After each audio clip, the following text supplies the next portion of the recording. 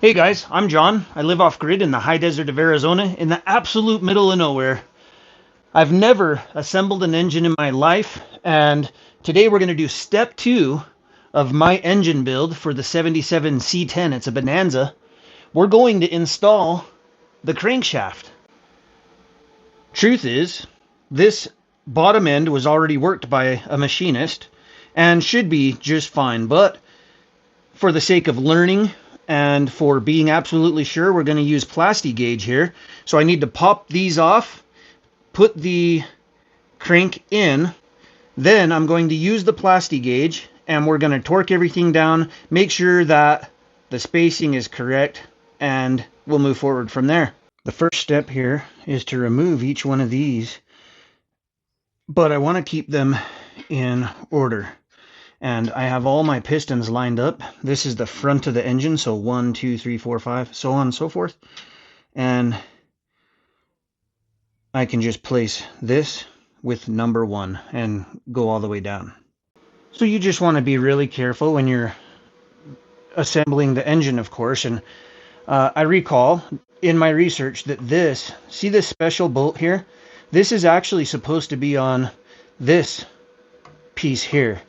And one way to tell is by lining the oil pump up, and you see it actually bolts not here but to there. And so just simple mistakes like that can be made, and double and triple checking everything as you go will help assure you don't make any mistakes.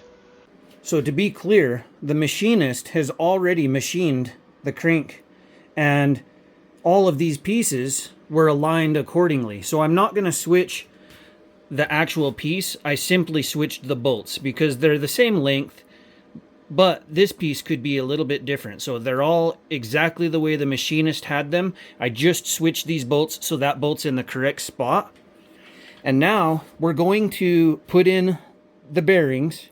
No lubrication yet. We're just going to put in the bearings, assemble the crank, and use the plasti gauge to make sure the clearances are all correct before we move on. This is the thrust bearing. It goes in the very back here. You just got to make sure to line up the holes. No lubrication yet. We're just gently setting these in. They shouldn't be hammered in or anything. Just gently slide them in and do the rest of them all the way down the way. And then we can set the crank in here. With all of the bearings in place, there's not a gasket at the back. And all of these notches are lined up and all the holes are lined up. Now we can set the crankshaft in place just to check clearances.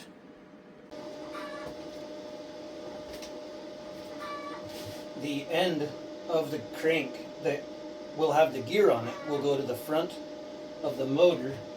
I just made sure that it's clean one last time. And, oh, it ain't light. It's a 6-cylinder, so. Okay, we're just going to take this up here and gently set it in place.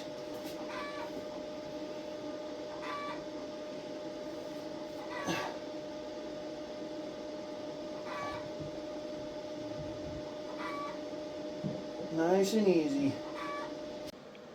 This is the plasti gauge I'm using.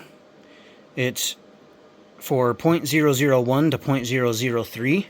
I cut 7 pieces of plasti gauge, one for each of these individual spaces here on the crank. So there will be one there and everywhere that I bolt it down, and then we'll check the clearance. Okay, everything's installed and plasti gauge is placed. And the next step is to torque everything down in 3 steps. So I'm going to go like 20 pounds, 50 pounds, 65, 70 pounds, whatever is suggested. And once that's done, then I can back everything off and check the plasti gauge for clearances. If you look closely, you can pause and zoom in, but you should be able to see the plasti gauge on each one of these pieces. And then I'm going to show a freeze frame so you can see it even closer.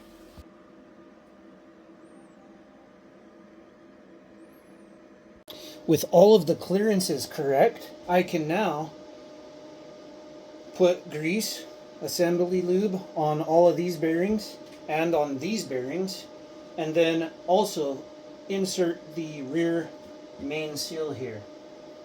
I have Permatex Ultra Slick. This is engine assembly grease. So we're just going to Put a little bit on each of these bearings.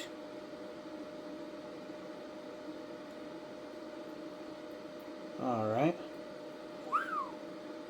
You don't want lube on the back of these bearings.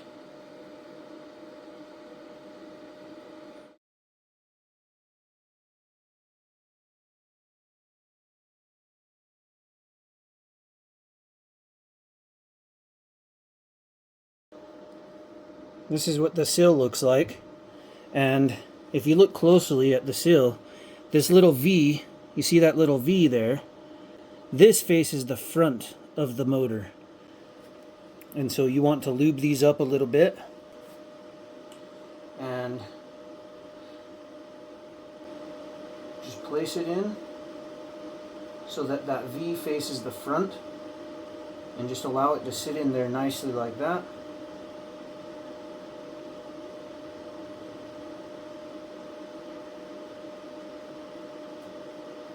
And you'll put it the same way on the inside, or the top, or the bottom, I guess, really.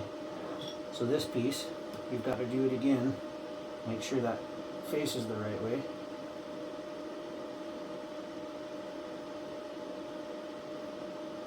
Okay, there's the seal.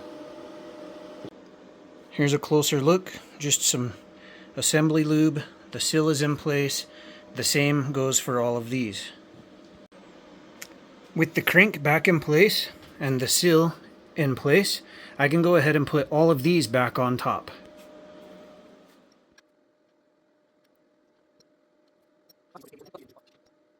I put just a little dot of RTV at the ends of each side of the gasket so it will seal securely as the book requests, or as the book points out. So I hand tightened everything, starting from the middle out, and then went to 10 pounds, or no, I went to 20 pounds from the middle out. Now I'm on 40 pounds, and after I did 20 pounds from the middle out, I made sure to give it a tap here, and the same coming back, and that's supposed to help it to seat properly, so it's in the center.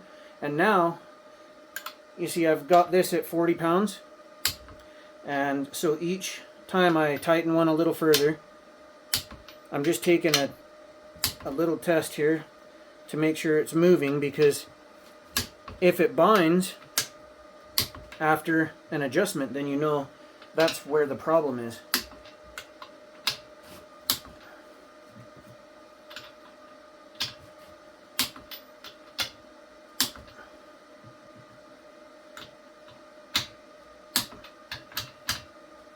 Okay, so there's just one final torque. We're going to go to 65 pounds. That's what the book calls for. So there's 65.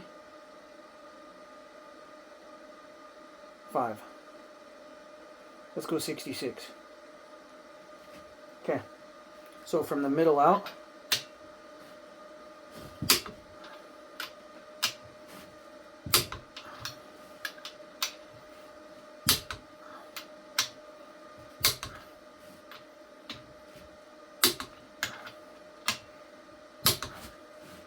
everything's still fine.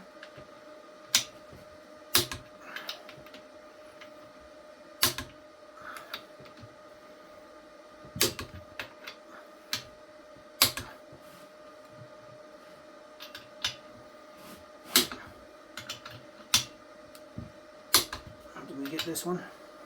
Yep. Okay.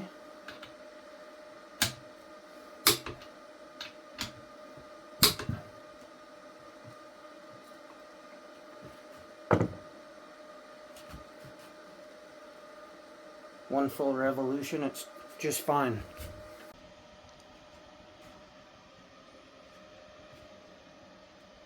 Alright guys, so the crank shaft has been installed, and the next step is to attach the pistons and piston rods to the crankshaft. Subscribe if you want to follow along while I build this 1977 C10.